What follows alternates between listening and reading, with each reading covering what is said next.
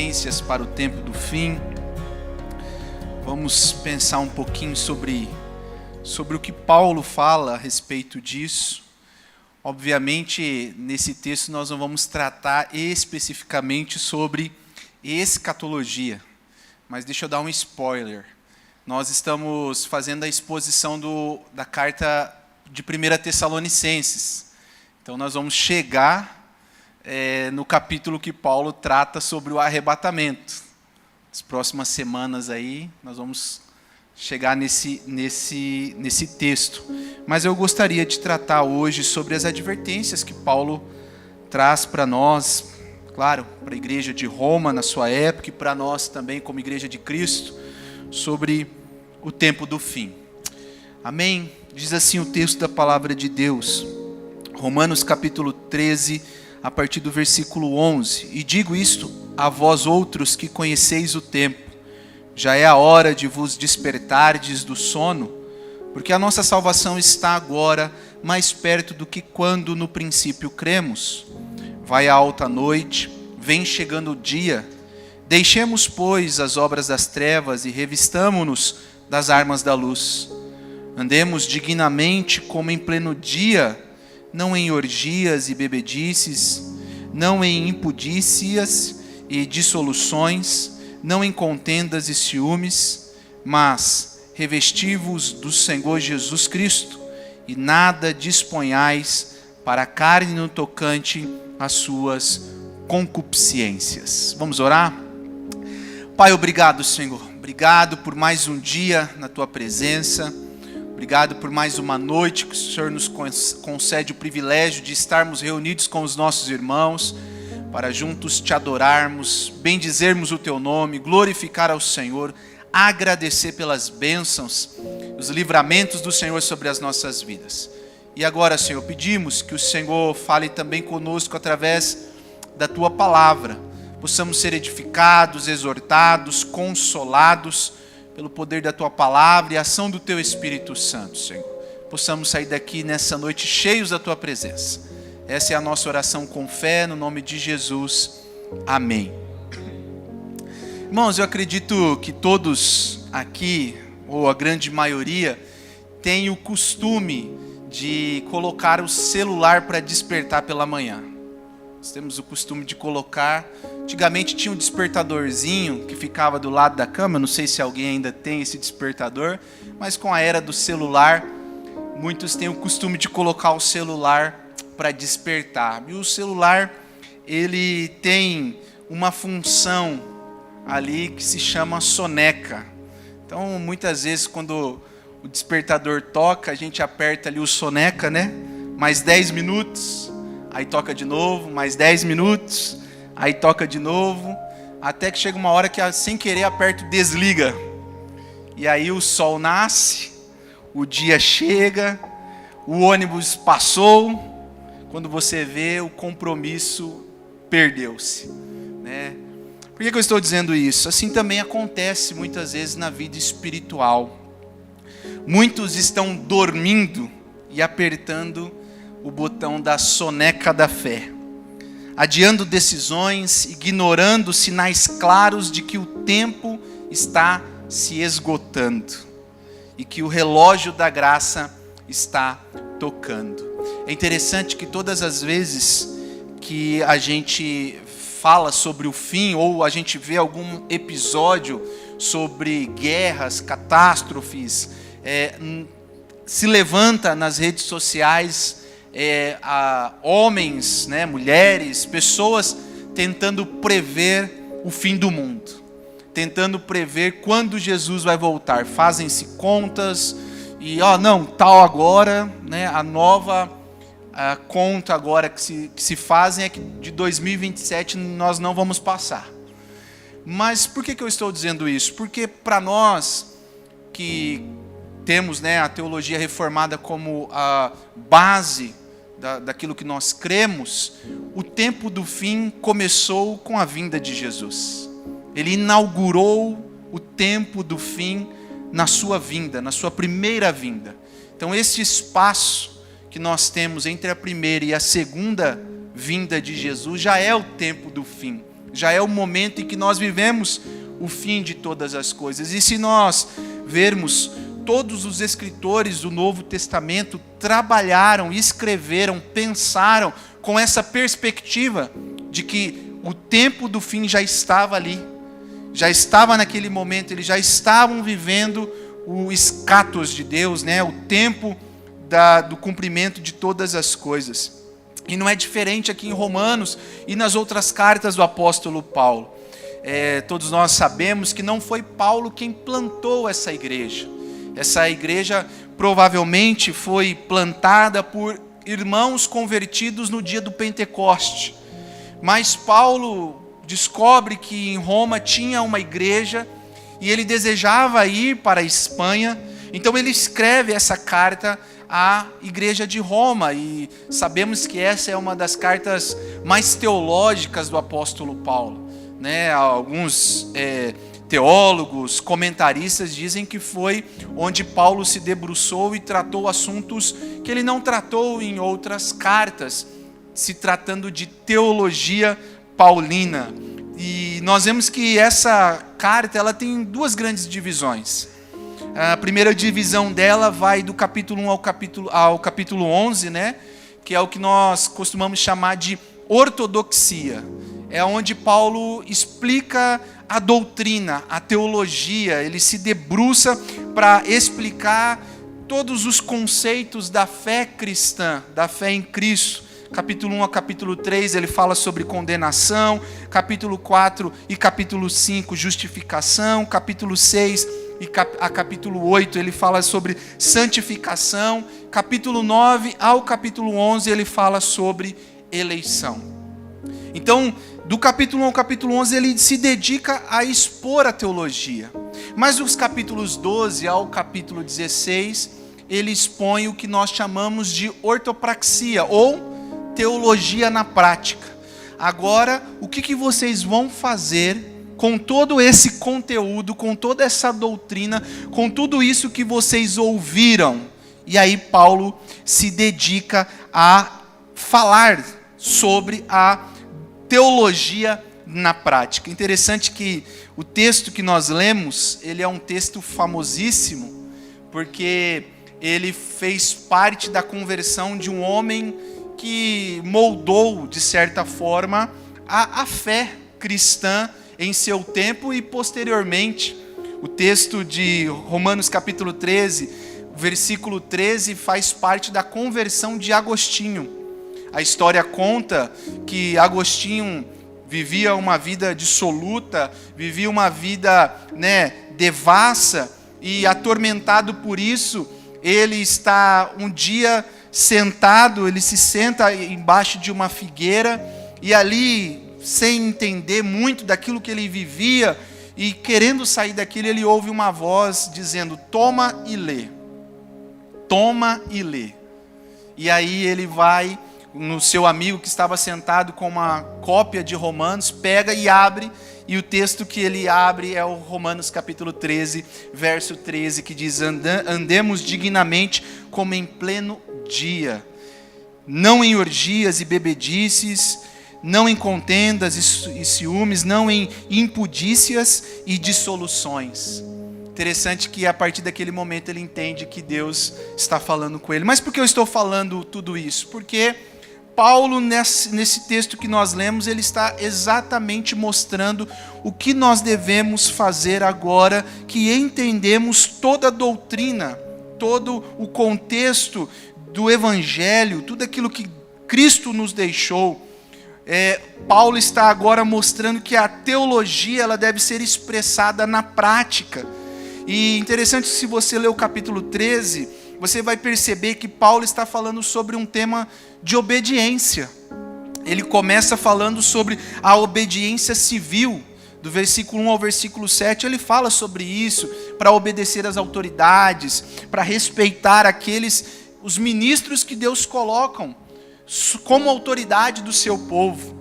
Ele muda o ponto, mostrando que nós também devemos obediência à lei moral de Deus, dos versículos 8 ao versículo 10, mostrando essa parte da lei que o cristão precisa obedecer, que está basicamente resumida ao amor ao próximo, ao amor a Deus e ao amor ao próximo. Interessante que, principalmente neste trecho que ele se dedica em falar da obediência à lei moral de Deus, ele se dedica a falar sobre o amor ao próximo. E quando a gente vai lendo o capítulo 13, parece que ele muda o tom radicalmente. Mas a princípio parece, mas não é. Paulo ele muda sim o tom do discurso, mas ele traz uma urgência na prática e no dever em obedecer. Ou seja, ele falando de obediência, ele mostra que essa forma de nós obedecermos, ou se portarmos, ou vivermos a teologia na prática, tem um fim. Qual é o fim? A nossa redenção. A nossa redenção está mais próxima a cada hora que se passa. É isso que ele fala no verso 11. E digo isso a vós outros que conheceis o tempo. A cada momento, a nossa redenção está mais próxima do que antes. É isso que Paulo está mostrando. E aí ele dá aqui para nós uma série, ou pelo menos eu coloquei aqui 4 advertências para nós vivermos o tempo do fim. Para nós vivermos esses dias, irmãos, que parecem tão difíceis, e às vezes as pessoas lançam medo sobre a população, às vezes as pessoas têm as teorias do caos, as teorias escatológicas, e isso eu digo, não deve ser para nos causar temor. É por isso que os escritores do Novo Testamento escreviam tanto sobre o retorno de Jesus, a volta de Jesus com uma eminência mais clara a qualquer momento, porque isso não trazia tristeza ou temor, mas trazia alegria. Isso para o coração do cristão é um momento de alegria, de encontrar o seu Senhor, da nossa redenção ser consumada, ser plenamente consumada. E aí Paulo então faz algumas advertências para este tempo do fim. Quais são elas? Em primeiro lugar, Paulo vai nos dizer, a primeira advertência que ele vai trazer está no versículo 11. Ele vai dizer: despertem do sono. Versículo 11 ele diz: e digo isso a vós outros que conheceis o tempo, já é a hora de vos despertardes do sono, porque a nossa salvação está agora mais perto do que quando no princípio cremos. Então a primeira advertência de Paulo para o tempo do fim é: despertem do sono. Sono, segundo o dicionário, é aquele estado de inatividade, uma perda de consciência, uma diminuição da capacidade de resposta a eventos que estão ocorrendo. E você repare que Paulo está dizendo aqui, já é a hora, agora a salvação está mais perto, a noite está quase acabando, ou seja, com isso Paulo está expressando urgência. Ele está mostrando que não há tempo para apatia, indiferença, conformidade. Paulo está dizendo: despertem, acordem do sono, não fiquem dormindo, não fiquem apáticos com o que está acontecendo. Ou seja, sono é este estado muitas vezes de apatia. E Paulo está dizendo: nós precisamos estar vigilantes, acordados, porque a qualquer momento o sol vai raiar, o dia vai chegar e o nosso Senhor virá. Se essa orientação já expressava a urgência no tempo e nos dias do apóstolo Paulo, meus irmãos, imagine hoje para nós. Ela continuará sendo sempre urgente, até aquele grandioso dia em que o nosso Senhor voltar. Essa sempre foi uma orientação de Paulo aos cristãos, aos crentes, a qual ele escreveu. Em Efésios ele disse, capítulo 5, verso 14, desperte você que está dormindo. Em 1 Tessalonicenses 5,6 ele disse: não durmamos como os demais, pelo contrário, vigiemos e sejamos sóbrios. É claro que Paulo não está falando no sentido natural de dormir. Ele não está dizendo para você ficar acordado 24 horas, até porque o corpo não aguenta, mas ele está usando aqui uma figura, uma metáfora de que muitas vezes nós, ao dormirmos espiritualmente, nós esquecemos de estar em vigilância. Nós esquecemos ou nós perdemos a consciência de vigiar sobre as coisas que estão acontecendo à nossa volta.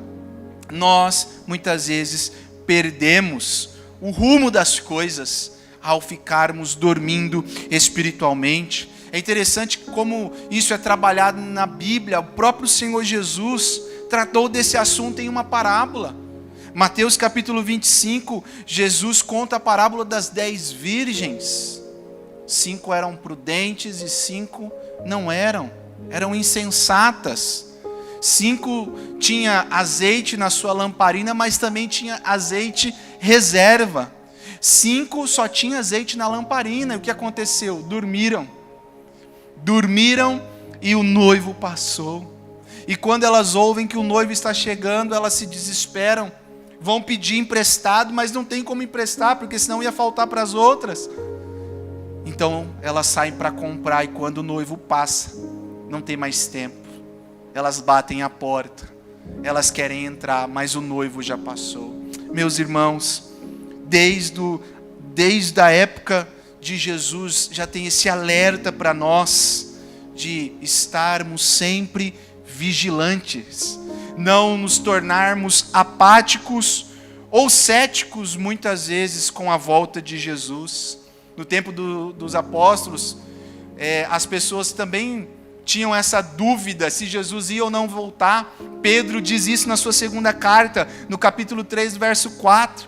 Ele diz assim que muitos diziam: onde está a promessa da vinda? Porque desde que os pais dormiram, todas as coisas permanecem como desde o princípio da criação. Quantas pessoas duvidam do retorno de Jesus?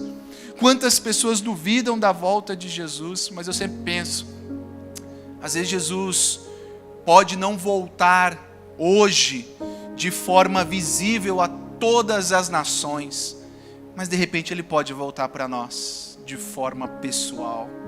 Nós não sabemos. Paulo está dizendo: acordem, despertem do sono. O John MacArthur, comentando esse texto, inclusive essa semana foi o falecimento desse grande homem de Deus, ele disse o seguinte: não sabemos e não podemos saber a hora da vinda de Cristo, mas sabemos que é cerca de 2000 anos mais perto do que quando Paulo escreveu a sua carta a Roma. Não sabemos quanta areia permanece no topo da ampulheta do Senhor, na história humana como a conhecemos.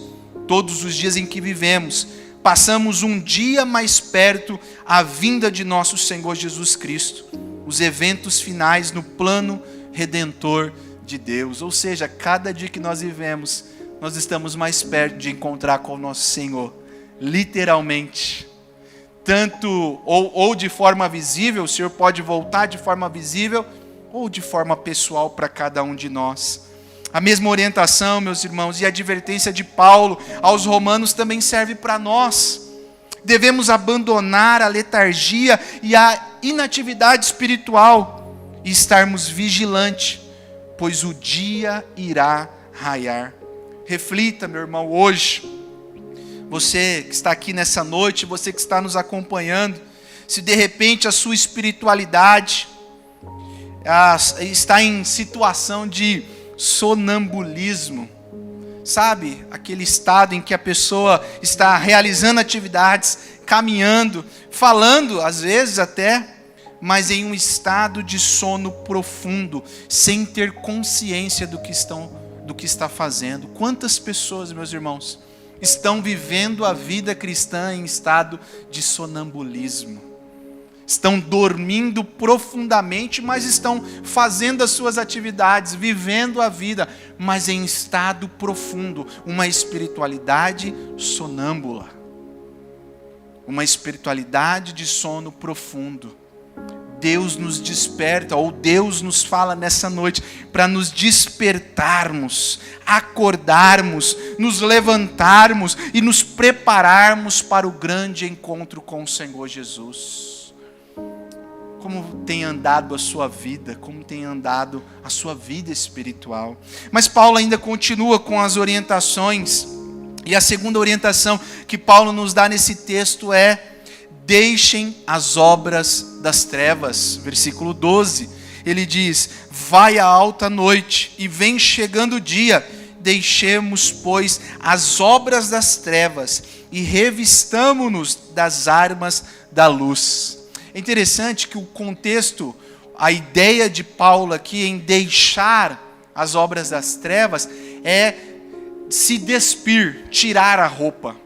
Tinha-se a ideia que o soldado ele ia para casas de orgias durante a noite e tirava a sua roupa militar, deixava do lado, e de manhã ele tinha que se colocar de novo para voltar para a guerra.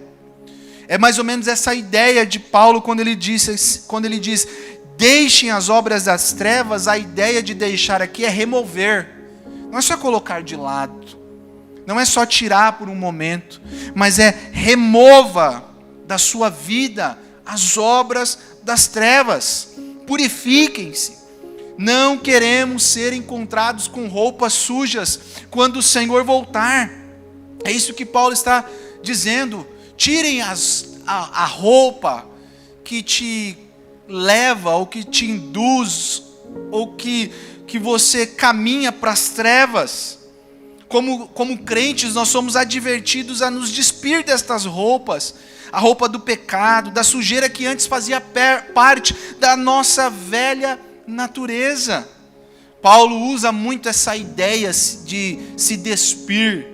Efésios capítulo 4, versículo 22, ele diz: vos despojeis do velho homem, e vos revistais do novo homem, criado segundo Deus em justiça e retidão, procedentes da verdade. Através do escritor aos Hebreus, o Senhor nos diz: deixemos todo o embaraço e o pecado que de tão perto nos rodeia.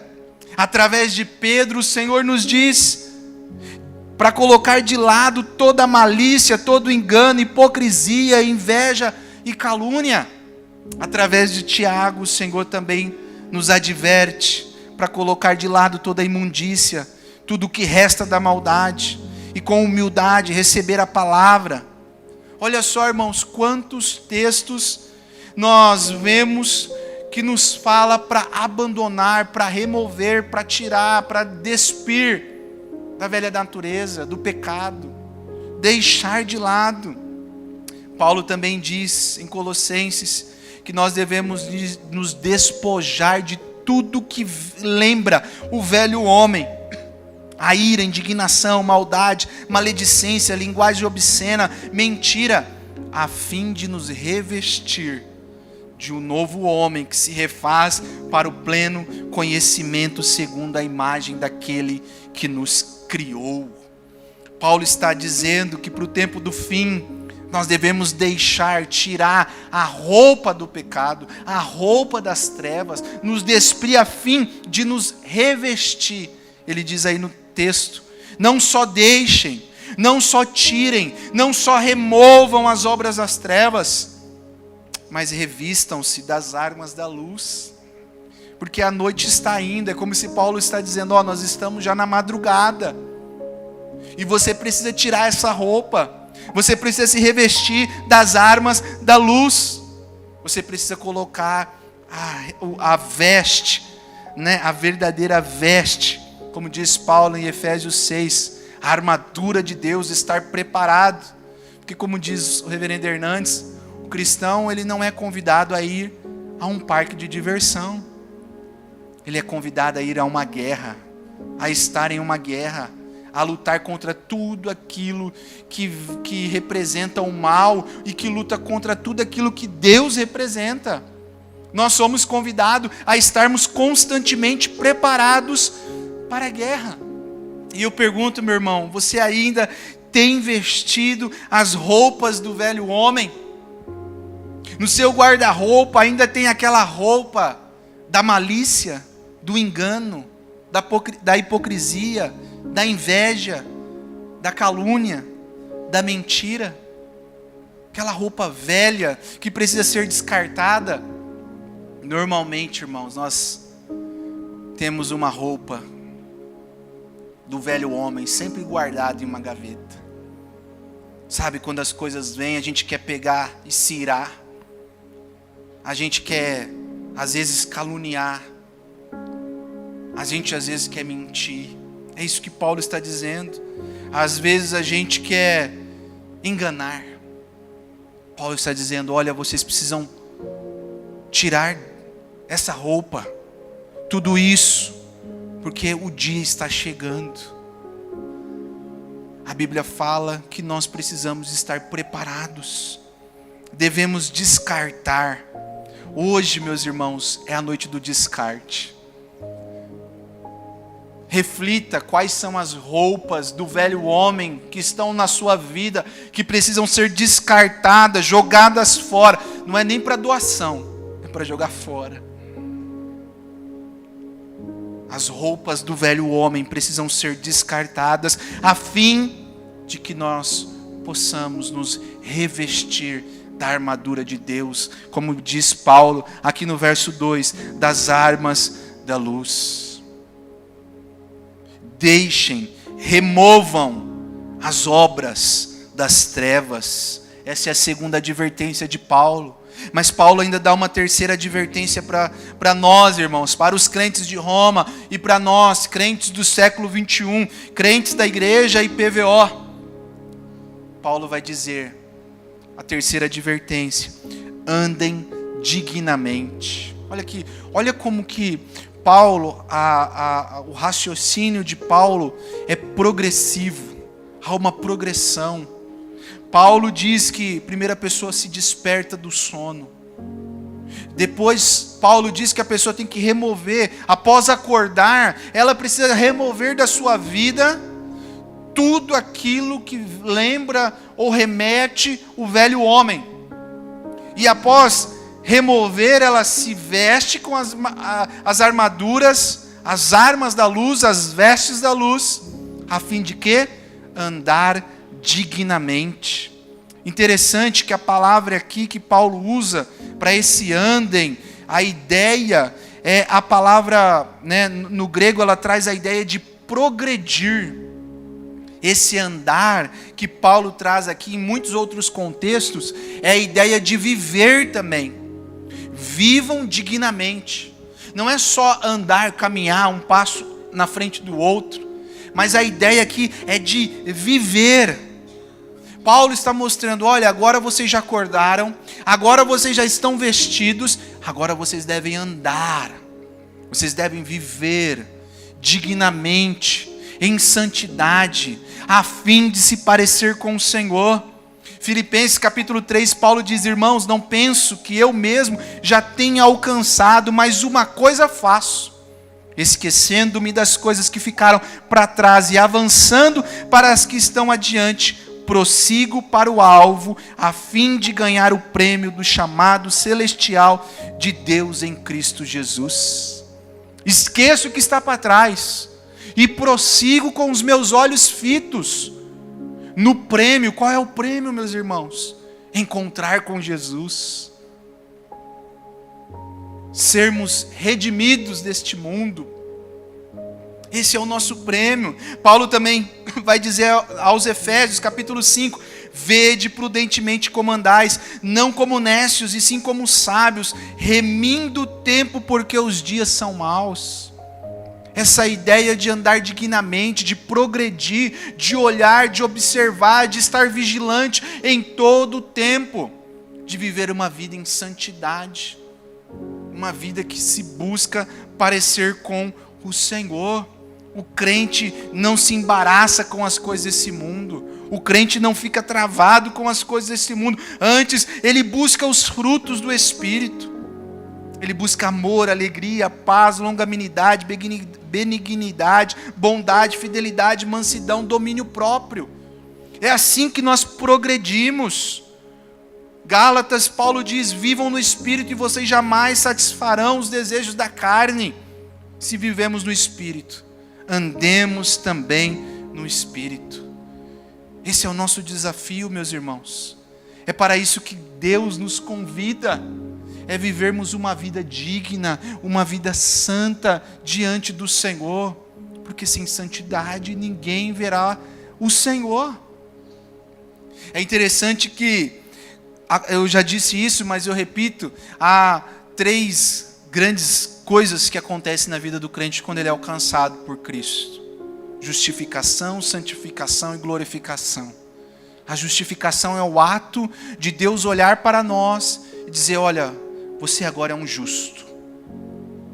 Cristo cumpriu toda a justiça na cruz.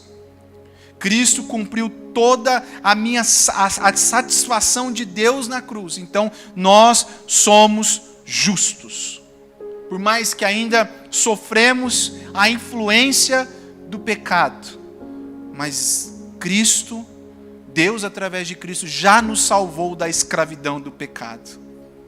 Nós somos justos. Agora, como diz Hebreus, nós temos acesso livre ao trono da graça. Podemos entrar, orar, buscar o Senhor e ter certeza que seremos ouvidos.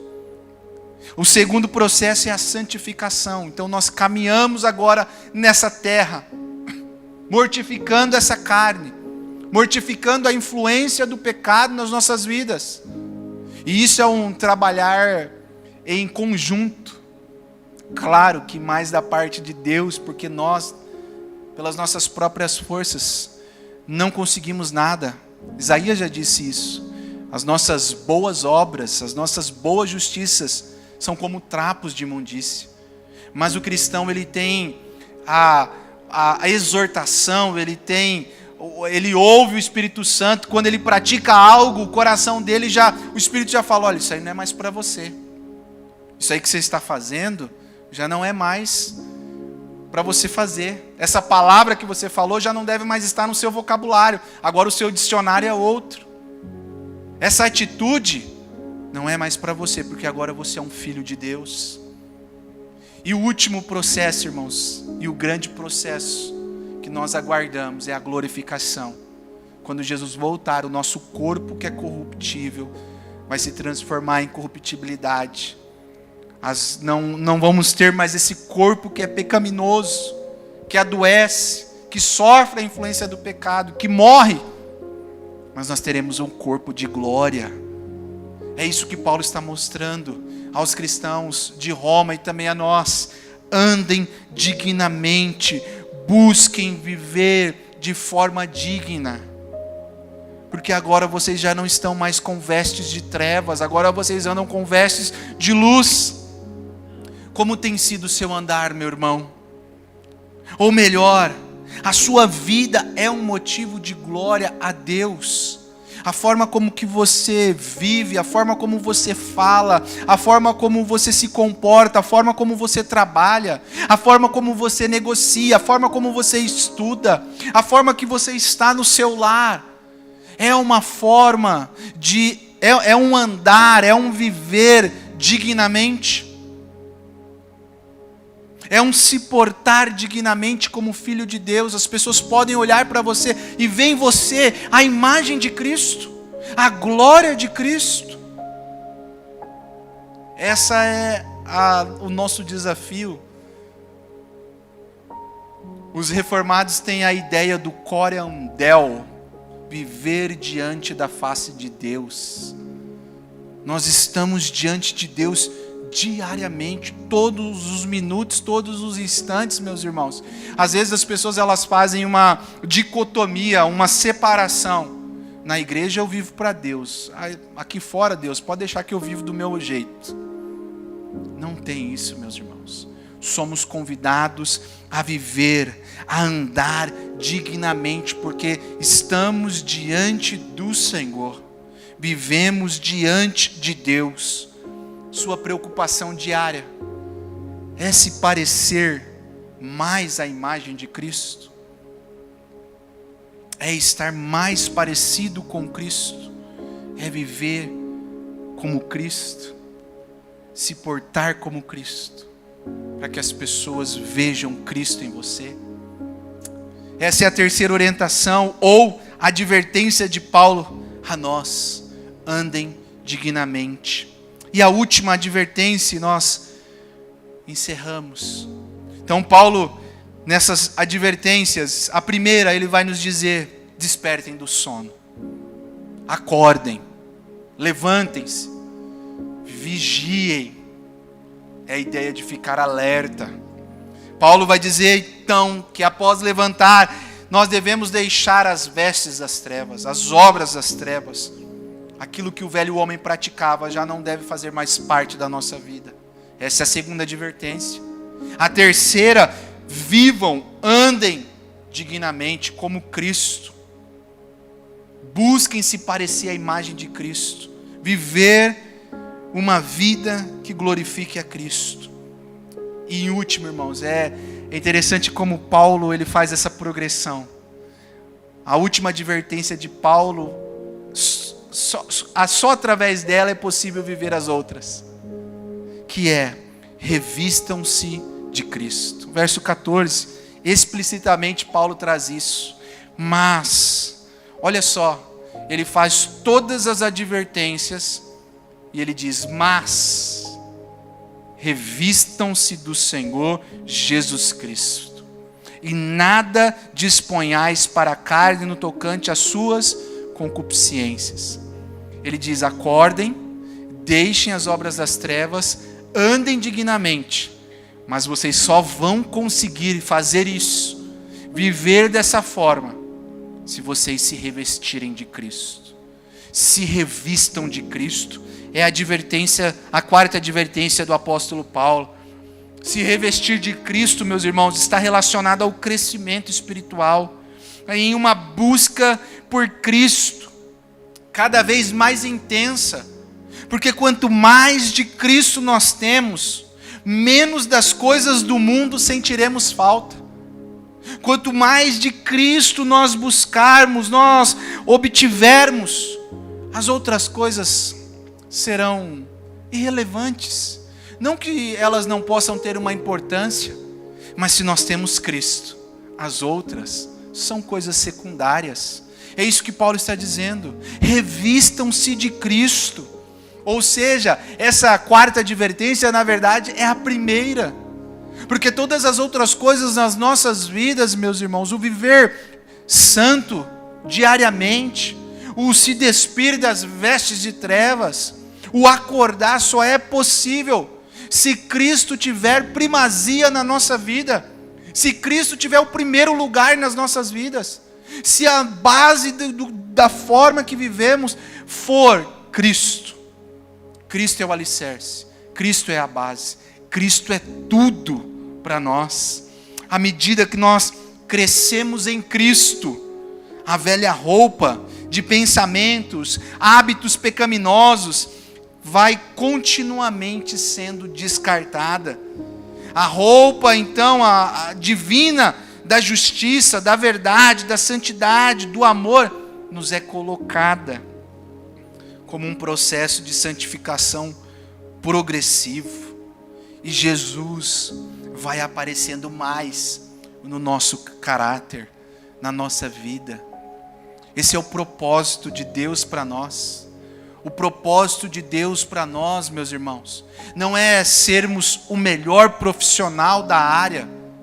O propósito de Deus para as nossas vidas não é sermos o melhor marido ou melhor esposa para os nossos cônjuges. O propósito de Deus para a nossa vida não é sermos o melhor pai, o melhor cristão. O propósito de Deus para a nossa vida é se parecermos à imagem do seu Filho. Se parecermos com Cristo Jesus. Porque quando se parecemos com Cristo Jesus, as outras coisas acontecem automaticamente. Nós seremos um bom esposo não porque nós somos moralmente corretos, mas porque nós temos Cristo como nosso referencial, aquele que amou a sua noiva até o fim e deu a sua vida por ela. Seremos bons profissionais porque desejamos que a glória de Deus seja manifesta em tudo que nós fazemos. As pessoas olhem e vejam a diferença. Seremos bons pais porque temos um grande exemplo de pai, o nosso Deus. Precisamos, irmãos, constantemente nos revestir de Cristo. Cristo deve ser a primazia das nossas vidas, o primeiro, tudo nas nossas vidas. Colossenses capítulo 2, Paulo diz, portanto, versículos 6 e 7, assim como vocês receberam Cristo Jesus, o Senhor, continuem a viver nele, estando enraizados e edificados nele, e confirmados na fé, como foi ensinado a vocês, crescendo em ações de graça. Você precisa estar enraizado em Cristo. Você precisa estar alicerçado em Cristo. Você precisa se revestir de Cristo. Cristo deve ser tudo para você, meu irmão. Agostinho tinha uma frase que nos deixou, que ele falava, o que amamos é aquilo que nos deleitamos. O que nós mais amamos é aquilo que nos dá prazer. Ou seja, aquilo que nos deleitamos, nos dá satisfação. O que mais você ama nessa vida, meu irmão? Minha irmã? O que mais te dá prazer, alegria? Se não for Cristo, as outras coisas não valerá de nada. Tudo sem Cristo é nada. Nada com Cristo é tudo. Precisamos constantemente buscar se revestir de Cristo.